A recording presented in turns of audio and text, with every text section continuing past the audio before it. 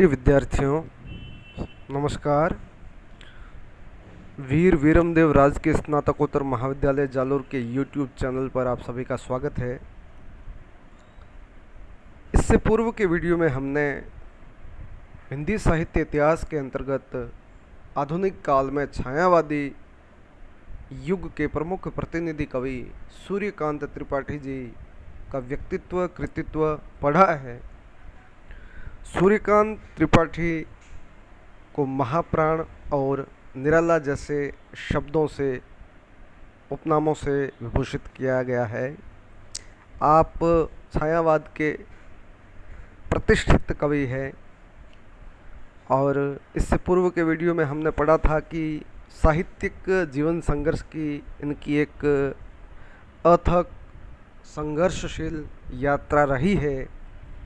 प्रारंभिक शुरुआती क्षणों में इन्हें साहित्यिक आलोचकों और प्रकाशकों की आलोचनाओं का शिकार होना पड़ा था, लेकिन अपनी प्रतिभा के अपने रचना कर्म के बल पर उन्हें मतवाला पत्रिका में अपनी कविताएं प्रकाशित कराने का अवसर मिला और संपादक मंडल में भी मतवाला के संपादक मंडल में भी आपको स्थान मिला।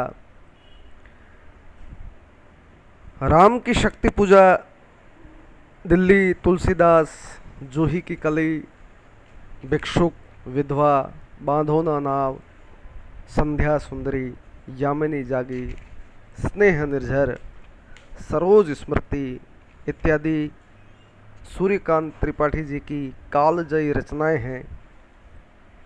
आज उनकी जिस रचना को हम पढ़ेंगे उस कविता का शीर्षक है भिक्षुक। नाम से ही स्पष्ट है, सामान्य सा शीर्षक है, लेकिन यह कविता अपने आप में गंभीर अर्थ, गंभीर भाव लिए हुए है। सूर्यकांत त्रिपाठी निराला के बारे में अक्सर यह पढ़ा सुना जाता है कि वह विभाग कवि थे।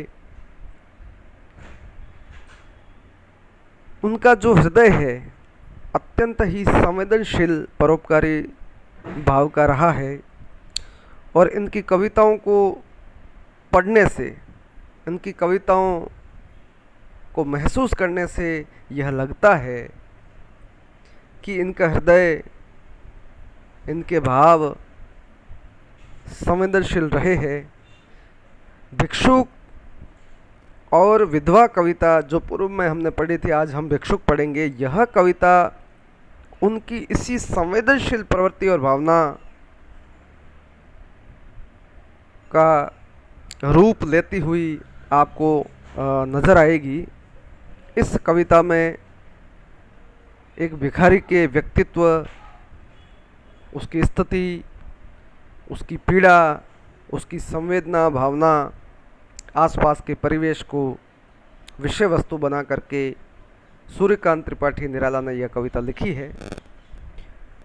कविता है, वह आता दो टुक कलेजे के करता, पछताता पथ पर आता। सामान्य से शब्द है और सामान्य सा इसका अर्थ है।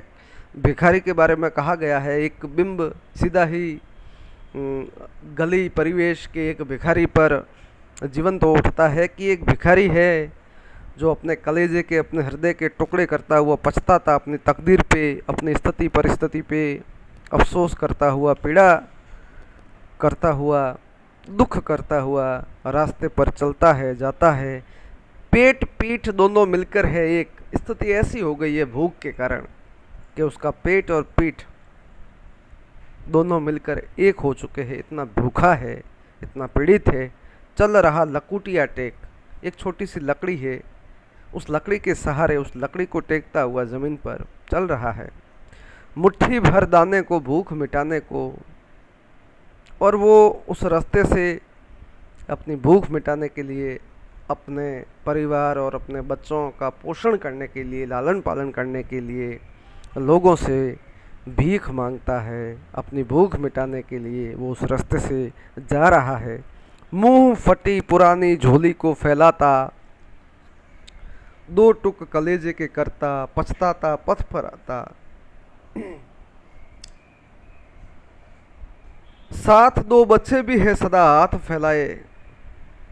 अब निराला जी की जो ये कविता है, इसके जो बिंब है, भाव है, वो जीवंत तो उठते हैं कि उस भिखारी के साथ दो बच्चे भी हैं और वो बच्चे भी अपनी भूख मिटाने के लिए जिस तरीके से उनका पिता वो भिखारी लोगों के सामने हाथ फैलाता है, वैसे ही वो बच्चे भी पेट भरने की तलाश में लोगों के समक्ष, लोगों के सामने हाथ फैलाते हैं अपनी भूख मिटाने के लिए। जो वहाँ लोग उन्हें दिखते हैं, जो धनिक उन्हें दिखते हैं, उनके सामने वो हाथ फैलाते हैं। बाएं से वे मलते हुए पेट को चलते और दाहिना दया दृष्टि पाने की ओर बढ़ाए। अब कवि का भाव यह है कि बच्चे एक हाथ से तो अपने पेट को मलते हैं और दूसरा हाथ लोगों के सामने इस तरीके से बढ़ाते हैं कि लोगों की दया का वे पात्र बन जाए, लोगों की सहानुभूति का वे पात्र बन जाए और उन्हें खाने को कुछ मिल जाए। भूख से सूख ओठ जब जाते, दाता भाग्य विदाता से क्या पाते, घूंट आंसुओं के पीकर रह जाते, चाट रहे झूठी पतल वे सभी सड़क पर खड़े हुए। विडंबना देखिए समाज की, परिवेश की। जो धनिक लोग खाना खाकर झूठी पतले सड़क पर फेंकते हैं, उन झूठी पतलों को उठा करके वे बच्चे उन्हें चाट रहे हैं। अपनी भूख मिटाने के लिए वो बेकरार है। भूख मिटाने के लिए वे इतने आतुर है कि वो झूठे पतले खाने को भी विवश है। चाट रहे झूठी पतल वे सभी सड़क पर खड़े हुए और झपट लेने को उनसे कुत्ते भी ही अड़े हुए। वो जिस जगह खड़े हैं, झूठी पतले चाट रहे हैं, उनके पास में कुत्ते भी खड़े हैं। कुत्ते उन झूठी पतलों को खाना चाहते हैं। ये विडंबनाएं इस दौर की है, इस सामाजिक संरचना की है। और इस सामाजिक संरचना पर सूर्यकांत त्रिपाठी निराला ने भिक्षुक कविता के माध्यम से अपनी पीड़ा व्यक्त की है, अपनी संवेदना व्यक्त की है, अपना आक्रोश व्यक्त किया है। धन्यवाद।